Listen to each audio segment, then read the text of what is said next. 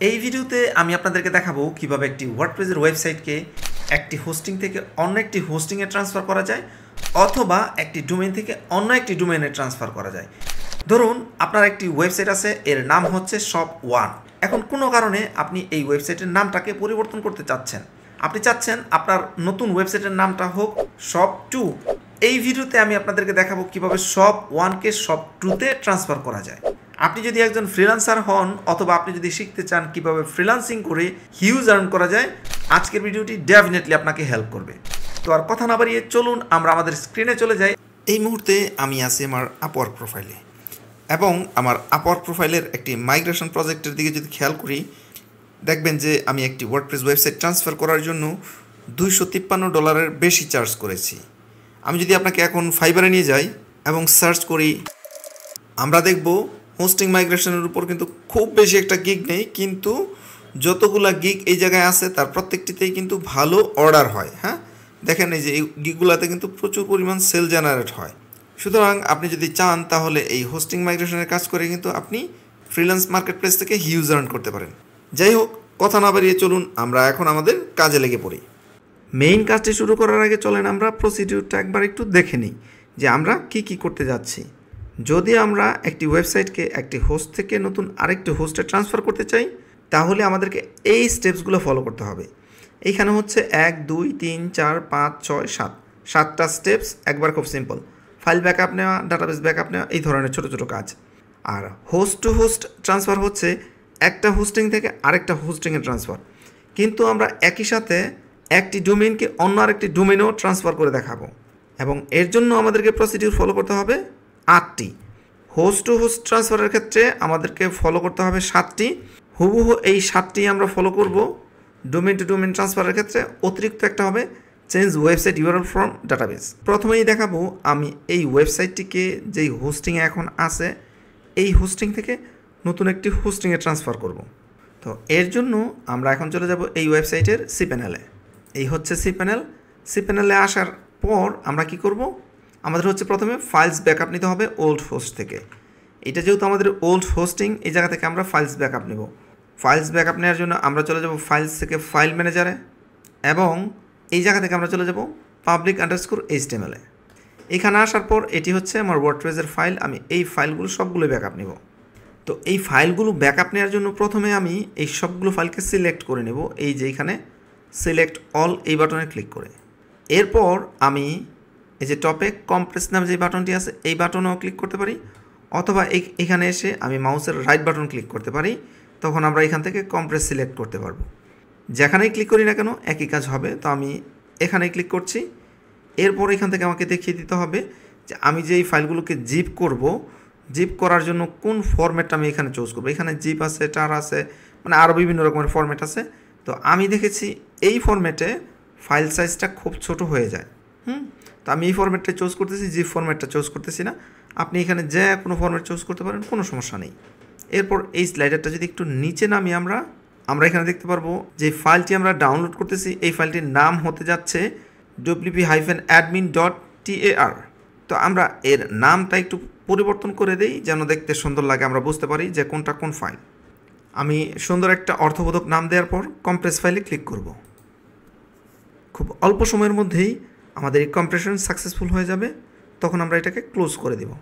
এরপর এই যেই ফাইলটি আমরা কম্প্রেস করেছি এই ফাইলটিকে ডাউনলোড করব। আমরা এখানে রাইট বাটনে ক্লিক করে আমরা ডাউনলোড বাটনে ক্লিক করতে পারি, অথবা এই ফাইলটি সিলেক্ট থাকা অবস্থায় টপ থেকেও ডাউনলোড বাটনে ক্লিক করতে পারি। একই কাজ হবে। আমি এখানে ক্লিক করছি, ফাইলটি ডাউনলোড হওয়া শুরু হয়েছে এবং খুব অল্প সময়ের মধ্যে এই ফাইলটি ডাউনলোডও সম্পন্ন হয়ে যাবে। এটা ডিপেন্ড করবে আপনার ইন্টারনেট স্পিডের উপর। এবং এর মধ্য দিয়ে আমাদের যে প্রথম steps file backup from old host এটা সম্পন্ন হয়েছে এবং এর পরবর্তী কাজ হচ্ছে আমাদের database backup from old host. তো চলেন আমরা ডাটাবেসটাকে ব্যাকআপ নিই। ডাটাবেস ব্যাকআপ নেওয়ার জন্য আমি আবার চলে আসবো আমার সি প্যানেলে। সি প্যানেল থেকে নিচের দিকে যদি আমি আসলে এখানে দেখব ডাটাবেস থেকে চলে যাব php/admin-এ। এরপর এখান থেকে আমি আমার ডাটাবেসটিকে সিলেক্ট করব। এইখানে আসার পর আপনি যদি দেখেন যে একাধিক ডাটাবেস এখানে আছে, সেক্ষেত্রে আপনি যদি খুঁজে না পান যে কোনটা আপনার ডাটাবেস, এর জন্য আপনি যা করতে পারেন, আপনি আপনার যেই ওয়েবসাইটের ফাইলসগুলো আছে ওয়ার্ডপ্রেসের এই ফাইলস থেকে চলে আসবেন wp-config.php। এই ফাইলটিকে এডিট করলে এখানে আপনি ডাটাবেস নেম, ডাটাবেসের ইউজার নেম এবং ডাটাবেসের পাসওয়ার্ড দেখতে পারবেন। তো আমার এখানে এই মুহূর্তে একটি ডাটাবেসে আছে, সুতরাং আমার এটা বুঝতে কোনো সমস্যা নাই যে এটা আমার ডাটাবেস। এইখানে আসার পর আমি এই ডাটাবেসের মধ্যে ক্লিক করব। ক্লিক করার পর এই ডাটাবেসটি এখানে লোড হবে।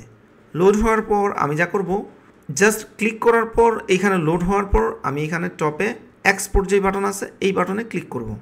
এখানে যা আছে যেমন আছে তেমনই রেখে আমি জাস্ট এক্সপোর্ট বাটনে ক্লিক করব। অল্প সময়ের মধ্যে আমাদের ডাটাবেসটিও ডাউনলোড হয়ে যাবে এবং এর মধ্য দিয়ে আমাদের দ্বিতীয় steps database backup from old host is done. এখন আমাদের করতে হবে কি, আমাদের করতে হবে নেম সার্ভার চেঞ্জ করতে হবে। এই কাজটা একবার প্রিটি সিম্পল একটা কাজ, চলেন এটা আমি আপনাদেরকে দেখাই। নেম সার্ভার চেঞ্জ করতে হবে ডোমেইন থেকে।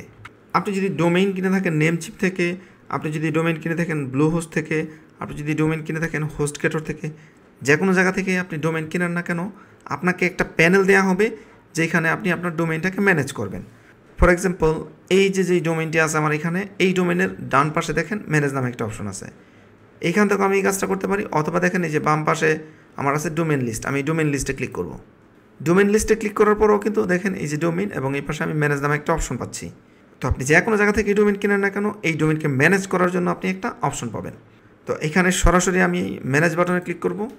ক্লিক করার পর এই যে দেখেন নেম সার্ভার, ঠিক আছে। আপনি নেম সার্ভারটাকে খুঁজে বের করবেন, খুঁজে বের করে এই জায়গায় বাই ডিফল্ট আপনার এই রকমের থাকে, যেহেতু আমি এখন নেমচিপে আছি এরকমের থাকতে পারে নেমচিপ বেসিক ডিএনএস। যদি আপনি একই হোস্টিং থেকে ডোমেইন এবং হোস্টিং কিনেন সেক্ষেত্রে কিন্তু আপনার এই নেম সার্ভার পরিবর্তন করতে হবে না। কিন্তু যদি আপনার ডোমেইন এবং হোস্টিং আলাদা আলাদা ওয়েবসাইট থেকে হয়, যেমন ডোমেইন কিনলেন আপনি নেমচিপ থেকে, হোস্টিং কিনছেন আপনি একজন হোস্ট থেকে, সেক্ষেত্রে আপনাকে কী করতে হবে, সেক্ষেত্রে আপনাকে কাস্টম ডিএনএস করতে হবে। যদি একই জায়গা থেকে ডোমেইন এবং হোস্টিং হয়, সেটা নেমচিপ হোক, হোস্টগেটর হোক, হোস্টিঙ্গার হোক, যে কোনো জায়গা হোক, কোনো সমস্যা নেই। কিন্তু যদি এক সাইট থেকে ডোমেইন কিনেন এবং অন্য সাইট থেকে হোস্টিং কেনেন, সেক্ষেত্রে আপনাকে কাস্টম ডিএনএস সেট করতে হবে। তো আমি কাস্টম ডিএনএস সেট করে আমি আমার যে ডিএনএস আছে সেই ডিএনএসটাকে এখানে বসিয়ে দিব এবং আমি এই নেম সার্ভার 1 এবং নেম সার্ভার 2 বসানোর পর এইখানে টিক চিহ্নে ক্লিক করে সেভ করে দিব এবং এর মধ্য দিয়ে আমাদের তৃতীয় স্টেপস ডান। এখন আমরা কি করব, এখন আমরা ফাইল আপলোড করব নতুন যে হোস্টিংয়ে আমরা আমাদের ওয়েবসাইটটিকে ট্রান্সফার করছি সেইখানে, এবং এর জন্য আমি লগ ইন হয়ে যাব আমাদের যে নতুন হোস্টিং আছে সেই নতুন হোস্টিংয়ের সি প্যানেলে। এখানে আমি ইউজার নেম এবং পাসওয়ার্ড দিয়ে এই সি প্যানেলে লগ ইন হয়ে যাব। নতুন হোস্টিংয়ের সি প্যানেলে আসার পর প্রথমে আমাকে যে কাজটা করতে হবে, এখানে আমি ঢুকে যাব হচ্ছে ফাইল ম্যানেজারে। ফাইল ম্যানেজার থেকে public_html, এখানে আসলে দেখব যে এই ফোল্ডারটি টোটালি ব্ল্যাঙ্ক। আমরা পুরনো হোস্টিং থেকে যেই ব্যাকআপ ফাইলগুলো নিয়েছিলাম, এই ফাইল এবং ডাটাবেস নিয়েছিলাম, এই জায়গায় আমি ফাইলটিকে আপলোড করে দিব। এই ফাইলটি আপলোড করার জন্য প্রথমে আমি এখানে আপলোড বাটনে ক্লিক করব এবং সিলেক্টে ক্লিক করে আমি যেই ফোল্ডারে আমার ফাইলসগুলো ব্যাকআপ রেখেছিলাম সেই ফোল্ডারে চলে যাব। এখান থেকে আমি এই ফাইলগুলোকে এখানে আপলোড করে দেব। ডাটাবেস কিন্তু না, আমরা কিন্তু ফাইল আপলোড করতেছি। ফাইল আপলোড সম্পন্ন হয়েছে, আমরা এই ফাইলটিকে এখন এক্সট্রাক্ট করে দেব। আমরা এই ফাইলটি সিলেক্ট করে রাইট বাটন ক্লিক করে এক্সট্রাক্ট করে দিতে পারি, অথবা এখানে ক্লিক করে আমরা এক্সট্রাক্ট করে দিতে পারি। তো এক্সট্রাক্ট করবো কোথায়, আমরা ফোল্ডার public_html এই জায়গায় থাকুক, দেন এক্সট্রাক্ট ফাইলস। আমাদের ফাইল এক্সট্রাক্ট সম্পন্ন হয়েছে। এখন আমাদের যে এই যে ব্যাকআপটি আছে এই ব্যাকআপটি আমরা ডিলিট করে দিতে পারি। এর মধ্য দিয়ে আমাদের যে চতুর্থ steps file upload two new host এটা সম্পন্ন হয়েছে। এখন আমাদের কি করতে হবে, পঞ্চম স্টেপসে কাজ করতে হবে। পঞ্চম স্টেপসে এসে আমাকে ডাটাবেস ক্রিয়েট করতে হবে, ইউজার নেম এবং পাসওয়ার্ড ক্রিয়েট করতে হবে। এর জন্য আমি চলে যাব আমার যে নতুন হোস্টিংয়ের সি প্যানেল আছে এই সি প্যানেলের ডাটাবেস সেকশনে। এই ডাটাবেস সেকশন থেকে আমরা কিন্তু PHP-MyAdmin থেকে ডাটাবেস ব্যাকআপ নিয়েছিলাম, বাট এখন আমরা এই PHP-MyAdmin ব্যবহার করব না, আমরা এখানে ডাটাবেস ক্রিয়েট করার জন্য ডাটাবেস উইজার্ড ব্যবহার করব। এটা চমৎকার একটা টুল ডাটাবেস ক্রিয়েট করার জন্য। তো ডাটাবেস উইজার্ডে ক্লিক করব। ক্লিক করলে এইখানে আমাদের ডাটাবেসের আগে আমাদের ওয়েবসাইটের আংশিক থাকবে এবং এর পরবর্তীতে আমাদেরকে নতুন কিছু অ্যাড করে দিতে হবে। অবশ্যই মনে রাখবেন এই ইনফরমেশনগুলো কিন্তু আমাদেরকে সেভ করতে হবে। আমি এখানে ডাটাবেস নাম লিখব, তারপর হচ্ছে ডাটাবেস ইউজার নেম এবং ডাটাবেস পাসওয়ার্ড। তো এই জিনিসগুলো এখন আমি তৈরি করব। প্রথমেই ডাটাবেজ নেম, আমি ডাটাবেজের এই যে আংশিক আছে এই আংশিকটাকে আগে কপি করব, তারপর এইখানে বসিয়ে দেব। এরপর পরে যেটুকু আমি ক্রিয়েট করেছি এইটুকু এই হাইফেনের শেষে অ্যাড করে দেব। এরপর নেক্সট স্টেপসে ক্লিক করব। এরপর এখানে দেখেন ইউজার নেম, ইউজার নেমের জায়গায় আমি এখানে আগের অংশটুকু তো আছে, এরপরে আমি নতুন করে একটু যুক্ত করে দেব এবং এর পরবর্তীতে পাসওয়ার্ড। পাসওয়ার্ড তৈরি করার জন্য আমি এখানে জেনারেট পাসওয়ার্ডে ক্লিক করব এবং যেই স্ট্রং পাসওয়ার্ডটা আসবে এই স্ট্রং পাসওয়ার্ডটা কপি করে I have copied this password in a safe place, এটাতে টিক চিহ্ন দিয়ে ইউজ পাসওয়ার্ডে ক্লিক করব এবং এই পাসওয়ার্ডটিকেও যত্ন সহকারে এখানে রেখে দেব। এরপর আমি ক্রিয়েট ইউজার বাটনে ক্লিক করব। এরপর আরেকটা কাজ করতে হবে, সেটা হচ্ছে এই ডাটাবেসকে ইউজার যেন অ্যাক্সেস করতে পারে এর জন্য সব ধরনের অনুমতি দিয়ে দিতে হবে। এই বাটনের টিক চিহ্ন দিয়ে আমি মেক চেঞ্জে ক্লিক করব। That's it. এবং এর মধ্য দিয়ে আমার ডাটাবেস, ইউজার নেম এবং পাসওয়ার্ড তৈরি হয়ে গেল। এখন ষষ্ঠ স্টেপসে এসে আমাকে ওল্ড হোস্ট থেকে যে ডাটাবেসটা ডাউনলোড করেছিলাম ওই ডাটাবেসটাকে নিউ হোস্টে ইম্পোর্ট করতে হবে। চলেন এই কাজটা করি। এই কাজটা করার জন্য আমরা চলে যাব আমাদের cPanel-এর ডাটাবেস থেকে phpMyAdmin-এ। এখানে আসার পর আমরা দেখতে পারবো আমরা যে ডাটাবেসটি ক্রিয়েট করেছিলাম সেই ডাটাবেসটি এখানে দেখা যাচ্ছে। এরপর এই ডাটাবেসটিতে ক্লিক করলে আমরা দেখব এই ডাটাবেসে কিচ্ছু নাই, ডাটাবেসটা একেবারেই খালি আছে। খালি থাকবে কেননা ডাটাবেসটা আমরা নতুন ক্রিয়েট করেছি, ডাটাবেসে কোনো টেবিল ক্রিয়েট করিনি। আমরা কোনো টেবিল ক্রিয়েটও করবো না, যে ডাটাবেসটা আমরা ডাউনলোড করেছিলাম ওই ডাটাবেসটাকে এখানে ইম্পোর্ট করে দেবো। এর জন্য এই টপে এক্সপোর্টের পাশে আছে ইম্পোর্ট, এই ইম্পোর্ট বাটনে ক্লিক করব। তারপর এখানে চুজ ফাইল থেকে আমি এই ডাটাবেসটিকে সিলেক্ট করে দেব। এরপর ওপেন বাটনে ক্লিক করব। যা আছে সব ঠিকঠাক রেখে আমি এখানে নিচে ইম্পোর্ট বাটনে ক্লিক করব। আমাদের ডাটাবেসটি ইম্পোর্ট হয়ে গেছে। আমরা যদি আবার এই ডাটাবেসে ক্লিক করি তাহলে আমরা এই ডাটাবেসের টেবিলগুলো এখানে দেখতে পারবো। Okay fine. আর এর মধ্য দিয়ে আমাদের যে 6 নম্বর স্টেপস ডাটাবেস ইম্পোর্ট এটাও সম্পন্ন হয়েছে। এখন আর একটা কাজ বাকি আছে এই host to host transfer complete করার জন্য, সেটা হচ্ছে change database information from uploaded files. এবং এই কাজটি করার জন্য আমরা চলে যাব আমাদের cPanel-এর ফাইল ম্যানেজারে। ফাইল ম্যানেজার থেকে public_html ফোল্ডারে। এখান থেকে আমরা খুঁজে বের করব আমাদের wp-config.php এই ফাইলটিকে। তারপর রাইট বাটনে ক্লিক করব, এডিট বাটনে ক্লিক করব এবং এখানে এডিট করব। এইখানে আসার পর আপনি দেখতে পারবেন যে আপনি যেই ডাটাবেসটি ক্রিয়েট করেছেন নতুন cPanel-এ এসে ওই ডাটাবেসের সাথে কিন্তু এর কোনো সম্পর্ক নেই। এই ডাটাবেস ইনফরমেশনগুলো ছিল আমাদের যখন ওল্ড হোস্টিংয়ে ছিল। আমরা যদি এখন আমাদের ওয়েবসাইটটিকে ভিজিট করি আমরা দেখব এরর এস্টাবলিশিং এ ডাটাবেস কানেকশন। আমাদের সব ঠিক আছে, আমাদের ওয়েবসাইট রানিং, আমাদের ডাটাবেস রানিং, কিন্তু ডাটাবেসের সাথে আমাদের ওয়েবসাইটের কানেকশন তৈরি করেনি। এই কানেকশনটা আমরা তৈরি করে দেব। এর জন্য এখান থেকে ডাটাবেসের নামটিকে আমি কপি করব। তারপর এখানে ডাটাবেসের যে দুইটা কোলন আছে এই দুইটা কোলনের মাঝখানে কোনো স্পেস অ্যাড করা যাবে না, যেমন আছে ঠিক তেমনই রেখে আমি ডাটাবেসের নামটা এখানে পেস্ট করে দেব। এরপর ডাটাবেসের ইউজার নেম, পরবর্তী যেই ইউজার নেম যেই সেকশন আছে এই সেকশনের মধ্যে, এবং সর্বশেষ এর পাসওয়ার্ডটি দেওয়ার পর আমরা এখানে সেভ করে দেব।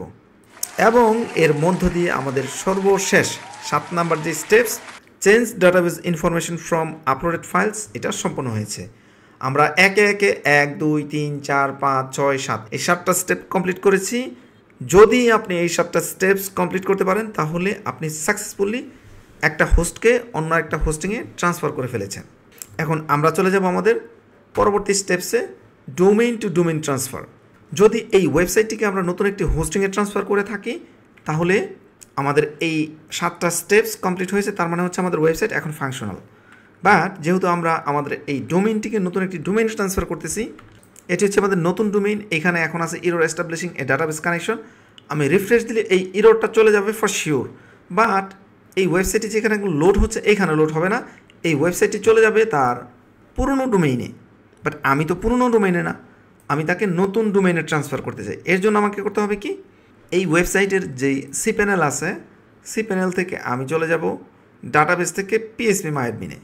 phpMyAdmin-এ আসার পর আমি ডাটাবেসে ক্লিক করব। ডাটাবেসে ক্লিক করার পরে এখানে কিন্তু ডাটাবেসের অনেকগুলো টেবিল থাকবে।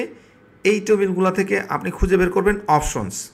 আপনি এখানে সার্চ করতে পারেন OPTIONS, অপশন সার্চ করতে পারেন। এখানে অপশন আছে, এইদিকেও কিন্তু এই অপশনটাকে পাওয়া যাবে, এই যে অপশনস।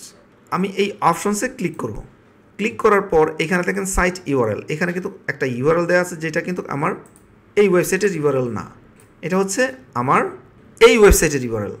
মানে হচ্ছে আমার এই ওয়েবসাইটের ডাটাবেজে এই ওয়েবসাইটের ইউআরএল।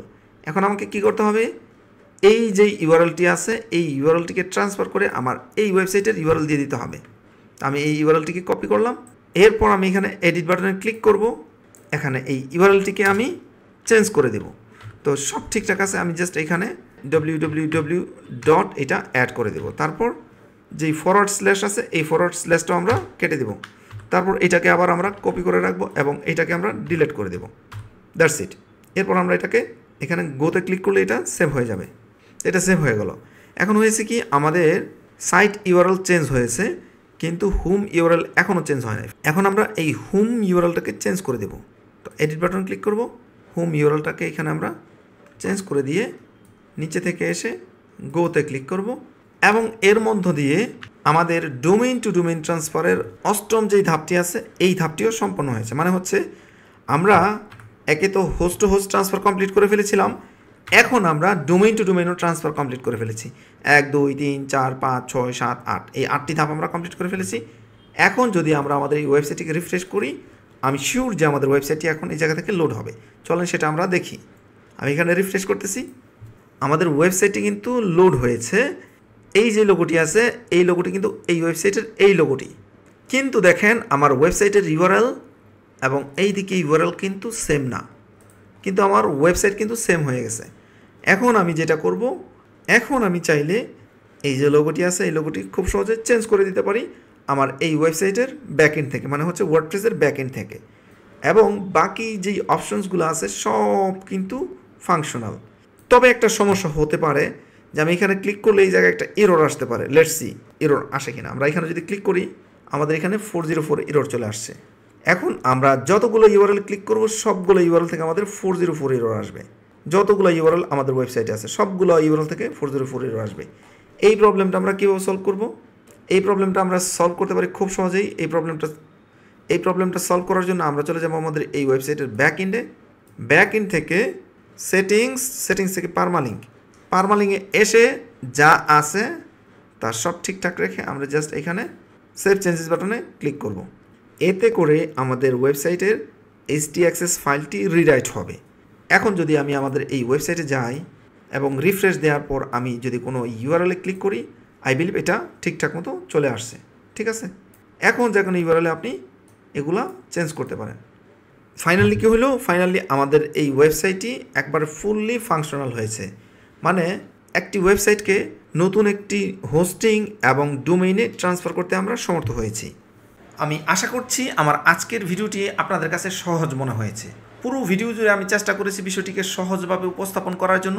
এরপরেও যদি আপনাদের কোনো প্রশ্ন বা সাজেশন থাকে অবশ্যই ভিডিওর নিচে কমেন্ট করবেন, আমি অবশ্যই আপনাদেরকে রিপ্লাই ব্যাক করব। শীঘ্রই দেখা হচ্ছে নতুন কোনো ভিডিওতে। সে পর্যন্ত সবাই ভালো থাকুন, সুস্থ থাকুন, সেই প্রত্যাশায় আজ বিদায় নিচ্ছি।